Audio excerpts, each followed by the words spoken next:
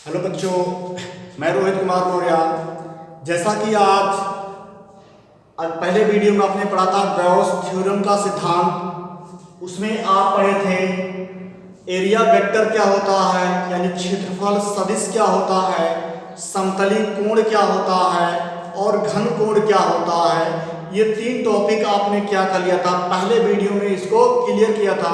और जो आपका लेसन का नाम था गॉस की प्रमेय, अभी हम गॉस की प्रमेय नहीं पढ़े हैं, इसके पहले हम पढ़ेंगे। उसमें कुछ घनकोण में नोट पॉइंट बनेंगे। इसके बाद पढ़ेंगे इलेक्ट्रिक फ्लक्स होगा, यानी वैद्युत फ्लक्स क्या होता है उसके बारे में पढ़ेंगे। फिर पढ़ेंगे गॉस थ्योरम क्या है।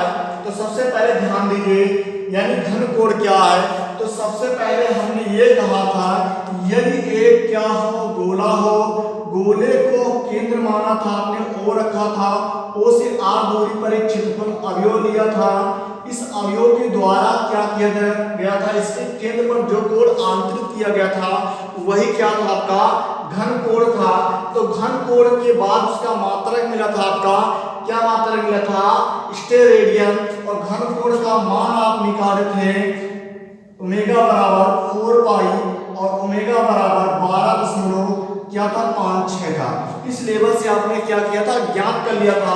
अब सबसे पहले आपको ये पता होना चाहिए एक स्टेरेडियन किसे कहते हैं। और आपको हमें घन कोण में बताया था जो क्षेत्रफल अवयव क्या डी ए है, उसकी त्रिज्या के वर्ग के क्या होता है, समानुपाती होता है। सेम स्टेरेडियन की परिभाषा हम क्या करेंगे, यही पर बना लेंगे। तो हम कहेंगे एक स्टेरेडियन वह घन कोण है, एक स्टेरेडियन वह घन कोण है जो किसी गोले के पृष्ठ द्वारा, जो किसी गोले के पृष्ठ मतलब उसके ऊपरी भाग द्वारा, तो पृष्ठ के एक भाग द्वारा, यानी इसका मतलब है जो गोला बनाएंगे उसका एक पृष्ठ होगा, पृष्ठ मतलब संपूर्ण पृष्ठ की बात करेंगे तो उसको हम क्या करेंगे, काट कर निकाल लेंगे। तो इसका जो क्षेत्रफल अवयव होगा, इस क्षेत्रफल अवयव द्वारा उसके केंद्र पर जो कोण आंतरित करेंगे वही क्या कहलाता था, घन कोण होगा। तो ये जो आप काटोगे वो त्रिज्या के क्या करोगे, बराबर काटोगे। तो हम कह सकते हैं एक स्टेरेडियन वह घन कोण है जो कि गोले के पृष्ठ के एक भाग द्वारा, जो गोला है उसका एक भाग हम क्या ले लिए, ए और क्या ले लिए, बी ले लिए। तो इस भाग द्वारा जिसका क्षेत्रफल गोले की त्रिज्या, भाग का जो क्षेत्रफल होगा, भाग द्वारा जिसका क्षेत्रफल क्या है, उसका क्षेत्रफल हम क्या ले देते हैं, डी ए ले देते हैं। तो गोले का जो क्षेत्रफल होगा, तो गोले की त्रिज्या वो क्या होगी, आर होगी। ये क्षेत्रफल और क्या होगा, आर आपस में क्या होंगे, बराबर होंगे। क्योंकि ये जो गोला के भाग आप काट कर निकाले हैं वो त्रिज्या के क्या बराबर निकाले हैं, अर्थात वो 4 लगाए हैं, जैसे समतली कोण में पढ़े थे। साफ उसी प्रकार आप कह सकते हैं एक रेडियन वह घन कोण होता है जो किसी गोले के पृष्ठ के एक भाग द्वारा और उस भाग का क्षेत्रफल जो डी ए होगा वह त्रिज्या के वर्ग के क्या होगा, बराबर होगा। यह कह सकते हैं जो क्षेत्रफल अवयव डी होगा वो दूरी के वर्ग के पर क्या करेगा, एक अर्थांतरित कोण करेगा, उसे ही क्या बोला जाएगा, घन कोण कहा जाएगा। अब घन कोण को हम क्या करें, उस भाग को काट कर क्या करिए, निकालिए। तो हम कह सकते हैं माना कि एक क्षेत्रफल अवयव डी ए, जो इसका क्षेत्रफल क्या है, डी ए, बिंदु ओ से आर दूरी पर क्या है, स्थित है। ध्यान देना, जो आप गोला बनाए थे उस गोले का एक भाग को काट कर आपने क्या कर लिया, निकाल लिया। ये भाग आपने क्या किया, काट कर निकाला। तो इसका क्षेत्रफल क्या माने थे आप, डी ए माने थे। इसका केंद्र क्या था, ओ था, ओ से आर दूरी पर एक कौन होगा, बिंदु पी होगा। और बिंदु पी का जो क्षेत्रफल बनेगा वो क्या होगा, डी ए होगा। तो इस प्रकार कह सकते हैं माना कि एक क्षेत्रफल अवयव का मतलब क्या होगा, एक छोटा सा भाग होगा। तो माना कि एक क्षेत्रफल अवयव कौन सा होगा, क्षेत्रफल अवयव डी ए, तो बिंदु ओ से आर दूरी पर क्या है, स्थित है। कौन स्थित है, और डी ए स्थित है। कितनी दूरी पर, ओ से आर दूरी पर स्थित है। और तथा एकांक वेक्टर जो होगा n कैप, ओ और ए के क्या होगा, वो अनुदिश होगा, अर्थात मिलानी वाली रेखा के क्या होगा, अनुदिश। अर्थात हम ओ जो ओ से आर की दिशा में होगा वो कौन होगा, एन कैप होगा। और एन कैप ही क्या कर रहा, ए और ओ को आपस में क्या कर रहा, मिला रहा है। तो कह सकते हैं माना कि एक क्षेत्रफल अवयव बिंदु O से R दूरी पर स्थित है और उसका एकांक वेक्टर उसको मिलाने वाली रेखा के क्या है, अनुदिश है। किसके अनुदिश है, O और P के अनुदिश होगा, उसी दिशा में होगा। यदि हम कहें माना यदि कैप n जो होगा एकांक की बात कर रहा है, माना यदि कैप n क्षेत्रफल अवयव यानी जो ये आपका एकांक कैप है, एकांक मान है और क्षेत्रफल अवयव के बीच कोई क्या बन रहा, कोण थीटा, अर्थात उसको घुमाने पर क्षेत्र के द्वारा क्या कर रहा, कोई कोण क्या बना रहा, थीटा बना रहा। तो एकांक कैप n तथा क्षेत्रफल अवयव DA के बीच कोण क्या, थीटा है। तो उस थीटा को जो पोजीशन बनेगा तो O को केंद्र मानकर हम R त्रिज्या का क्या कर सकते हैं, इस R त्रिज्या का एक क्या कर सकते हैं, वृत्त खींच सकते हैं और ये उसका क्या होगा, केंद्र होगा। तो O को केंद्र मानकर R त्रिज्या का एक वृत्त खींचा जाए तो जो कोण थीटा होगा वो cos थीटा के क्या होगा, बराबर होगा। क्यों बराबर होगा, क्योंकि जो cos थीटा होता OP के क्या अनुदिश लिया जाता। यदि वही क्षेत्रफल के लंबवत लिया जाता तो हम sin थीटा का प्रयोग करते हैं, लेकिन यहाँ पर OP के क्या कर रहे हैं, अनुदिश ले रहे हैं। अनुदिश मतलब उसी की दिशा में, तो हम कर सकते हैं cos थीटा का निर्माण। अब हम ये कहें, अब DA मतलब क्या, क्षेत्रफल अवयव द्वारा गोले के केंद्र पर जो आंतरित करेगा और d ओमेगा बराबर, d ओमेगा क्या है, एक घन कोण है और सूक्ष्म घन कोण के लिए रखते हैं। तो d omega equal to DA cos theta upon क्या होगा, r स्क्वायर। या cos को हटाकर हम क्या कर सकते हैं, n कैप रख सकते हैं और इनके बीच जो कोण का निर्माण होगा वो क्या होगा, cos थीटा होगा। तो सबसे पहले एक रेडियन की परिभाषा आपको पता होना चाहिए। तो एक रेडियन वह घन कोण है जो किसी गोले के पृष्ठ के एक भाग द्वारा वह भाग का क्षेत्रफल जो होगा a होगा, DA होगा। तो छोटे से भाग का क्षेत्रफल क्या है, DA है और उसकी जो दूरी होगी DA की क्या होगी, दूरी यानी उस गोले की त्रिज्या के वर्ग के क्या होता है, बराबर होता है। वही क्या कहलाता, हमारा एक स्टेरेडियन कहलाता है। तो हम कह सकते हैं माना एक क्षेत्रफल अवयव क्या DA है जो क्या O से R दूरी पर स्थित है और उसका एकांक मान कौन है, n कैप है जो O और P के क्या है, अनुदिश है। यदि एकांक कैप जो n है और DA के बीच कोई कोण थीटा हो और थीटा का मान हम क्या करें, cos थीटा के बराबर रखेंगे। क्यों रखेंगे, क्योंकि OP के क्या है, अनुदिश ले रहे हैं अर्थात उसी दिशा में ले रहे हैं जिस दिशा में वेक्टर की दिशा होगी अर्थात n कैप की दिशा होगी। तो ये हमारा क्या होगा, फॉर्मूला होगा d cos theta d omega equal to DA cos theta upon r square. cos को हटाकर n कैप की वैल्यू हम क्या कर सकते हैं, रख सकते हैं। तो ये साधारण मान था, तो आपको लगभग जहां तक समझ में भी आ गया होगा। आपको इतना याद करना है एक रेडियन किसके बराबर होता है, एक रेडियन जो घन कोण होगा वो क्षेत्रफल अवयव जो होगा, क्षेत्रफल अवयव मतलब क्षेत्रफल अवयव DA वो त्रिज्या के वर्ग के क्या होता है, बराबर होता है। और त्रिज्या जितनी बड़ी होगा क्षेत्रफल भी उतना क्या होगा, बड़ा होगा उसका।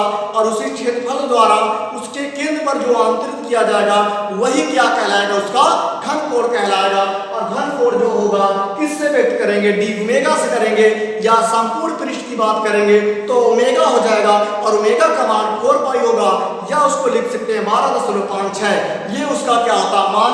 अब हम पढ़ेंगे इलेक्ट्रिक फ्लक्स अर्थात गॉस की प्रमेय क्या है, इसके बाद पढ़ेंगे या वैद्युत फ्लक्स क्या है, इसके बाद गॉस की प्रमेय। तो सबसे पहले हम जानेंगे वैद्युत फ्लक्स क्या है। इसके पहले आप इसका शॉर्ट स्क्रीन लीजिए।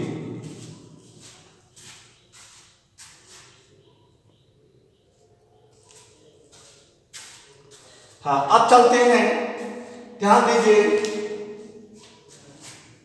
वैद्युत फ्लक्स।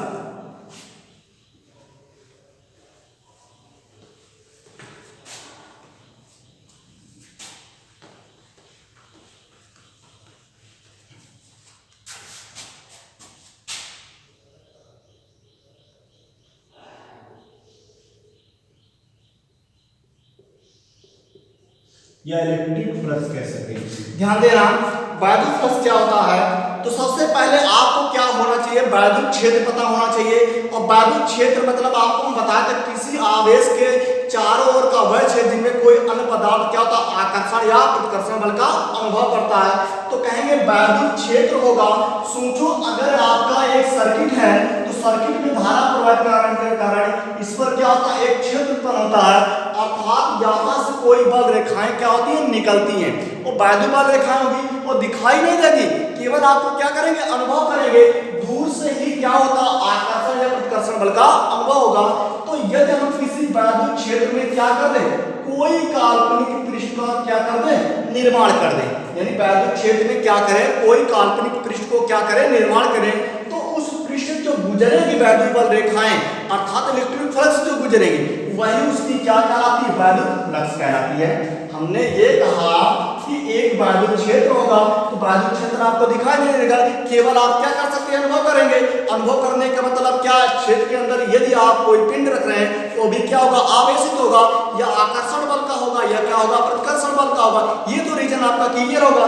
यहाँ पर ये कह सकते हैं वैद्युत क्षेत्र में खींचा गया कोई काल्पनिक, तो हम आपको सबसे पहले एक पृष्ठ का क्या करेंगे, निर्माण करेंगे। सोचो आपका ये क्या है, एक पृष्ठ, ये क्या है, एक पृष्ठ है, तो इस पृष्ठ से क्या गुजरेंगी, वैद्युत बल रेखाएं गुजरेंगी और दिखाई आपको नहीं देंगी, ये ध्यान देना।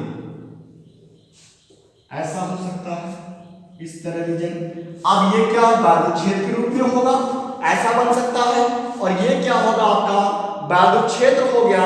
अब इसका एक क्षेत्रफल अवयव ले लेते हैं, इसका एक क्षेत्रफल अवयव हम मान लेते हैं क्या है, और डीए, अर्थात इस संपूर्ण सा भाग क्षेत्रफल इसका क्या होगा, ए होगा। एक हमने क्या किया, काल्पनिक पृष्ठ लिया है, उस काल्पनिक पृष्ठ को कहां पर रखा, वैद्युत क्षेत्र में रखा है। एक बड़ा सा क्षेत्रफल उसका क्या है, ए है, और एक उसमें से छोटा सा भाग हम यहां पर ले रहे हैं, मान लीजिए, चलिए एक छोटा सा भाग, उसका क्षेत्रफल क्या मान लेते हैं, डी ए मान लेते हैं। वहां से क्या होगा, वैद्युत क्षेत्र निकलेगा, तो वैद्युत क्षेत्र हमारा क्या हो सकता, ई हो सकता है, वैद्युत क्षेत्र हमारा क्या होगा, ई होगा, और उसका क्षेत्रफल अवयव वेक्टर क्या होगा, ई होगा। ये रीजन तो बन सकता है। तो सबसे पहले हम परिभाषा देखेंगे, क्या देखेंगे, परिभाषा। तो वैद्युत फ्लक्स क्या है, वैद्युत क्षेत्र में खींचा गया कोई काल्पनिक पृष्ठ, वैद्युत क्षेत्र में खींचा गया कोई काल्पनिक पृष्ठ, तो उस पृष्ठ से जो वैद्युत बल रेखाएं होकर गुजरेगी, उन्हीं वैद्युत बल रेखाओं की जो संख्या की माप होगी वो क्या कहलाता है, वैद्युत फ्लक्स कहलाता है। फिर से सुनिए, वैद्युत क्षेत्र में खींचा गया कोई काल्पनिक पृष्ठ, कहां खींचोगे, वैद्युत क्षेत्र में, तो वैद्युत क्षेत्र में खींचा गया कोई काल्पनिक पृष्ठ, तो उस पृष्ठ होकर गुजरने वाली, यानी जो ये वैद्युत बल रेखाएं होकर क्या कर रही है, गुजर रही है, इन्हीं की संख्या को हम क्या कहते हैं, वैद्युत फ्लक्स कहते हैं। तो परिभाषा लिख सकते हैं, इसको थोड़ा सा इस तरह कर दिया जाए, क्योंकि आपका कोई काल्पनिक पृष्ठ है तो ठोस के रूप में भी हो सकता है। ये आपका क्या है, कोई वैद्युत, पहले वैद्युत क्षेत्र होगा, वैद्युत क्षेत्र में हम क्या करेंगे, कोई पृष्ठ रखेंगे, उस पृष्ठ जो रेखाएं होकर गुजरेगी वही क्या कहलाएगा, वैद्युत फ्लक्स कहलाएगा। तो परिभाषा दे सकते हैं, वैद्युत क्षेत्र में खींचे गए, ध्यान देना, वैद्युत क्षेत्र में, वैद्युत क्षेत्र में खींचे गए, वैद्युत क्षेत्र में खींचे गए कोई काल्पनिक पृष्ठ, वैद्युत क्षेत्र में खींचे गए किसी काल्पनिक पृष्ठ कह सकते हैं, किसी काल्पनिक पृष्ठ, काल्पनिक पृष्ठ से होकर, किसी काल्पनिक पृष्ठ से होकर गुजरने वाले वैद्युत बल रेखाओं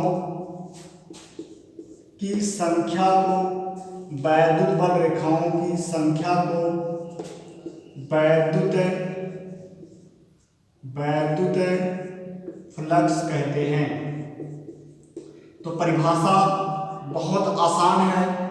तो हम कह सकते हैं एक पहले वैद्युत क्षेत्र होगा, उस वैद्युत क्षेत्र में कोई पदार्थ रखोगे तो उस पर क्या गुजरेंगी, वैद्युत बल रेखाएं गुजरेंगी, और उन्हीं वैद्युत बल रेखाओं की संख्या को हम क्या कह सकते हैं, वैद्युत फ्लक्स। तो वैद्युत क्षेत्र में खींचा गया कोई काल्पनिक पृष्ठ, उस पृष्ठ से होकर गुजरने वाली जो वैद्युत बल रेखाएं होगी उन्हीं को हम क्या कहते हैं, वैद्युत फ्लक्स कहेंगे। तो इस आधार पर इसकी क्या हो गई, परिभाषा हो गई। अब थोड़ा सा हम रीजन बढ़ा के चलते हैं। माना कोई क्या है, काल्पनिक पृष्ठ एक समान वैद्युत क्षेत्र में क्या है, स्थित है, जिसका क्षेत्रफल क्या है, a है। अतः उसका एक अवयव मान लेते हैं, जिसका क्या होगा, वैद्युत क्षेत्र ही मान सकते हैं। तो जिसका एक अवयव क्या है, dA, जिसका एक अवयव क्या है, dA है। तो dA और उस पर वैद्युत क्षेत्र क्या है, E है। तो इस पृष्ठ से होकर गुजरने वाली, तो इस पृष्ठ से होकर गुजरने वाली क्या होगी, वैद्युत फ्लक्स, जो वैद्युत फ्लक्स कहते हैं, इसे हम फाई ई से क्या करते हैं, प्रदर्शित करते हैं। ये रीजन आपका बन जाएगा। तो हमारी क्या होगी, परिभाषा बना, वैद्युत क्षेत्र में खींचे गए किसी काल्पनिक पृष्ठ होकर गुजरने वाले वैद्युत बल रेखाओं की संख्या, वैद्युत बल रेखाओं की संख्या वैद्युत फ्लक्स कहलाती है। इसे क्या करते हैं, फाई ई से हम क्या करते हैं, प्रदर्शित कर सकते हैं। अब कहेंगे माना कोई काल्पनिक पृष्ठ एक समान वैद्युत क्षेत्र में क्या है, स्थित है, और जिसका एक क्षेत्रफल अवयव क्या है, dA है, dA है, जिस पर वैद्युत क्षेत्र क्या है, E है। तब इस पृष्ठ से होकर गुजरने वाला क्या होगा, वैद्युत फ्लक्स होगा। इसकी परिभाषा का आप क्या करेंगे, शॉर्ट स्क्रीन लेंगे।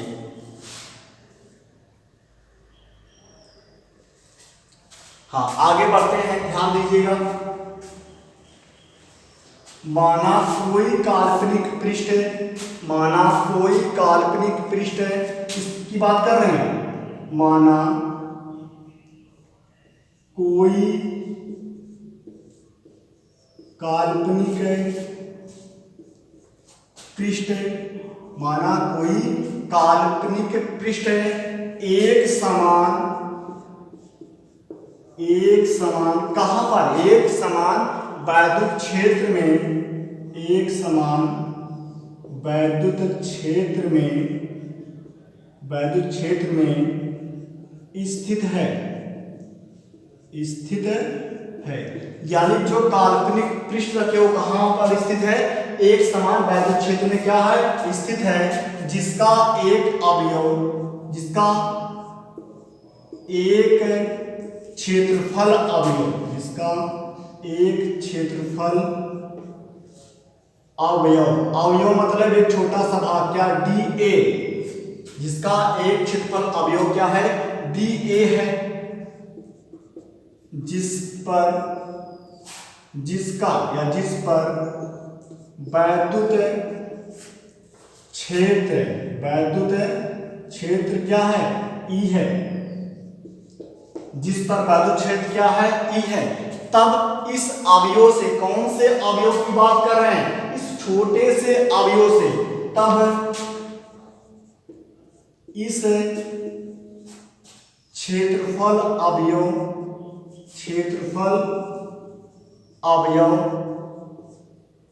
dA से होकर गुजरने वाला वैद्युत क्या होगा, फ्लक्स, वैद्युत फ्लक्स। और क्या होगा, D का प्रयोग करेंगे, D फाई ई करेंगे। D का मतलब, क्योंकि इस अवयव की बात कर रहे हैं, हम संपूर्ण पृष्ठ की बात नहीं कर रहे हैं।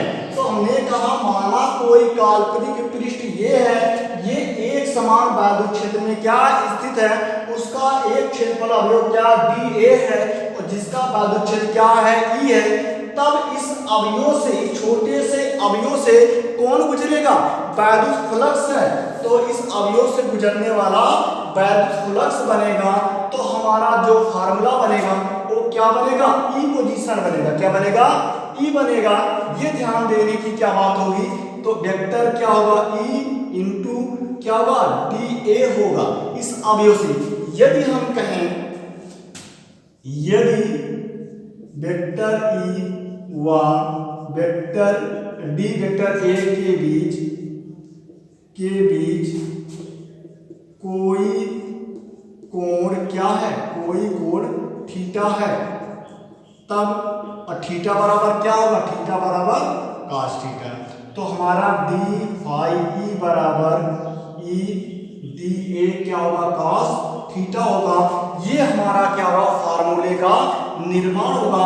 किसके लिए, एक सूक्ष्म अवयव के लिए जो वैल्यू क्वेश्चन कर सकता है, एक सूक्ष्म अवयव से होकर गुजरने वाला वैद्युत फ्लक्स का व्यंजक बताइए। तो एक सूक्ष्म अवयव से होकर गुजरने वाला जो वैद्युत फ्लक्स होगा डी फाई ई बराबर ई डी ए क्या होगा cos थीटा होगा। तो हमने कहा माना एक कोई काल्पनिक पृष्ठ है, वो कहाँ स्थित है, एक समान वैद्युत क्षेत्र में स्थित है, तो उसका एक क्षेत्रफल अवयव क्या डी ए है, उस पर वैद्युत क्षेत्र क्या ई है। तो इस अवयव से होकर गुजरने वाला वैद्युत फ्लक्स होगा, तो हमारा डी फाई ई बराबर vector E into D vector A होगा। यदि उनके बीच कोई कोण क्या कर रहा थीटा पर, थीटा बराबर क्या होगा cos थीटा, क्योंकि दिशा दोनों की क्या होगी एक ही होगी। जिस दिशा में वैद्युत क्षेत्र होगा उस दिशा में क्या करेगा अवयव की दिशा एकांक वेक्टर की भी दिशा दर्शाएगा। तो इनके बीच क्या होगा cos थीटा, और उसके लिए क्या होगा फार्मूले का निर्माण हो जाएगा। यदि हम कहें संपूर्ण पृष्ठ होकर गुजरने वाला, अर्थात इस पृष्ठ की बात करते हैं संपूर्ण के लिए, अतः संपूर्ण पृष्ठ से होकर गुजरने वाला वैद्युत क्या हो फ्लक्स, वैद्युत फ्लक्स। अब यहां पर क्या करोगे, ये डी फाई का मान क्या हो जाएगा, यानी फाई ई हो जाएगा, और ये क्या करेंगे इंटीग्रेशन लगाएंगे, किसके लिए लगाएंगे, ये ए के लिए लगाएंगे, क्षेत्रफल का प्रयोग करेंगे, तो ई हो जाएगा डी ए होगा, और क्या होगा cos थीटा हो जाएगा। तो हम यहां लिख सकते हैं इंटीग्रेशन ए डी ए बराबर क्या हो जाएगा ए हो जाएगा, यानी संपूर्ण गोले का क्या होगा क्षेत्रफल ए बनेगा। तो फाई ई बराबर आपका निर्माण होगा ई ए cos थीटा होगा। तो संपूर्ण पृष्ठ के लिए जो वैद्युत फ्लक्स का व्यंजक होगा वो होगा फाई ई बराबर ई ए cos थीटा होगा। ये हमारा क्या हुआ एक व्यंजक का निर्माण हुआ, और ये खुले पृष्ठ के लिए होता, ठीक है।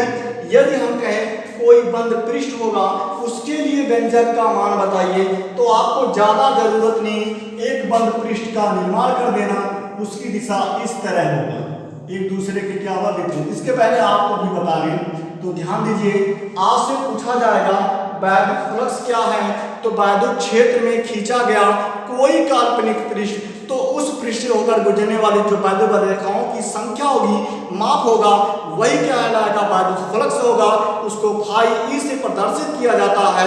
तो आपके सामने एक छोटा सा चित्र बनाए हम, तो कह सकते हैं माना कोई काल्पनिक पृष्ठ एक समान वैद्युत क्षेत्र में क्या है स्थित है, जिसका एक क्षेत्रफल अवयव क्या डी है, जिसका वैद्युत क्षेत्र क्या ई है, तब इस अवयव से गुजरने वाला व्यंजक का फार्मूला क्या होगा, ये होगा।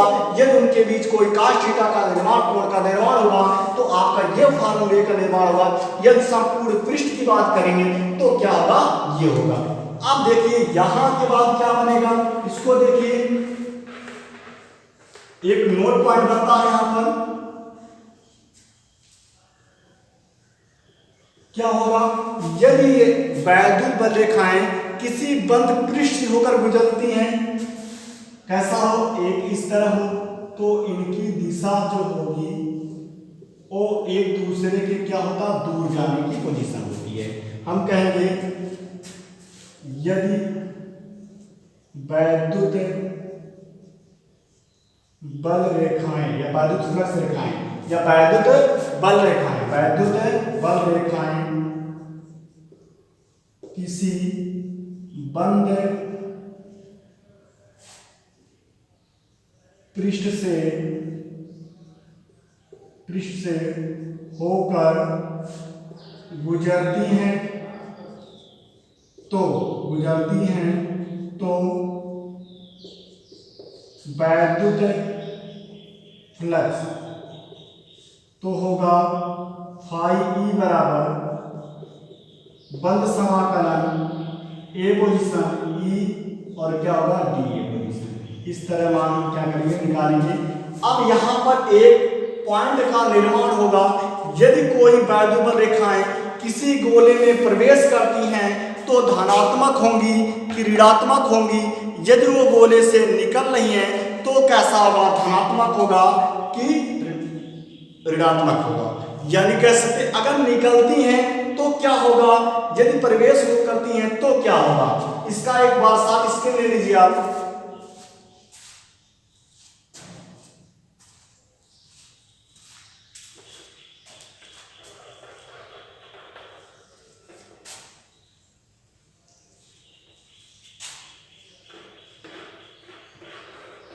यहां स्टार का पॉइंट बनेगा। हम कहें यदि वैद्युत फ्लक्स कह सकते हैं या वैद्युत बल रेखाएं, वैद्युत बल रेखाएं किसी गोलीय पृष्ठ या किसी भी पृष्ठ से कह सकते हैं, किसी पृष्ठ से निकलती हैं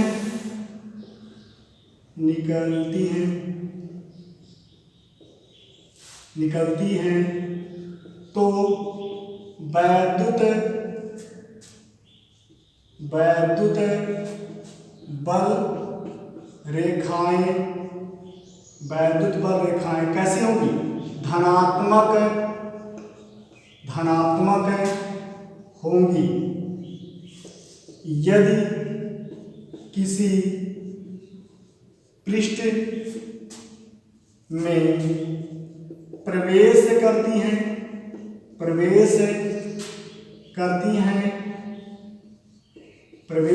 हैं तो वैद्युत बल रेखाएं कैसी होंगी, ऋणात्मक होंगी। याद करो पहले लेसन में हम आपको बताए थे गोले का निर्माण करके। वैद्युत बल रेखाओं में गोला जब धनात्मक था तो क्या करती थी, केंद्र से बाहर की ओर आती थी। ये रीजन गोला ऋणावेशी तो गोले में क्या करती थी, वो प्रवेश करती थी। ये रीजन आपको मिला था। उसी प्रकार जो वैद्युत फ्लक्स रेखाएं होती हैं यदि गोले में क्या करती हैं, गोले से निकलती हैं तो धनात्मक होंगी। यदि गोले में प्रवेश करती हैं तो वैद्युत फ्लक्स रेखाएं कैसी होंगी और ऋणात्मक होंगी। तो आपसे पूछा जा सकता है वैद्युत फ्लक्स कब धनात्मक होती हैं, कब ऋणात्मक होती हैं। जब पृष्ठ से वैद्युत फ्लक्स रेखाएं निकलती हैं तो धनात्मक होंगी, जब प्रवेश करेंगी तो क्या होगा, ऋणात्मक होंगी। और एक क्वेश्चन, यदि कोई बंद पृष्ठ है तो वैद्युत बल रेखाओं की दिशा क्या होगी, वह एक दूसरे से क्या होगी, दूर जाने का प्रयास करती हैं। तो कोशिश हमारा यही था कि इस टॉपिक को अच्छी तरह आपको क्या हो समझ में आ जाए।